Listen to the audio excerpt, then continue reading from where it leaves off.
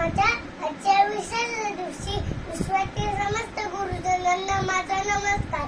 भारतातील संस्कृती याची गुरुची धका अति उच्च आहे.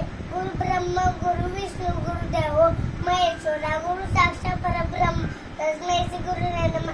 गुरु म्हणजे ब्रह्मा, ब्रह्मा विष्णू महेश, गुरु ईश्वराचे दुसरे रूप असतात. तर पहिला गुरु म्हणजे आपली आई, दुसरा गुरु म्हणजे आपले शिक्षक. त्यांना नतमस्तक चुकवण्याचा दिवस गुरुपौर्णिमा. गुरूंच्या मार्गदर्शनाशिवाय आपलं जीवन आपण नाही.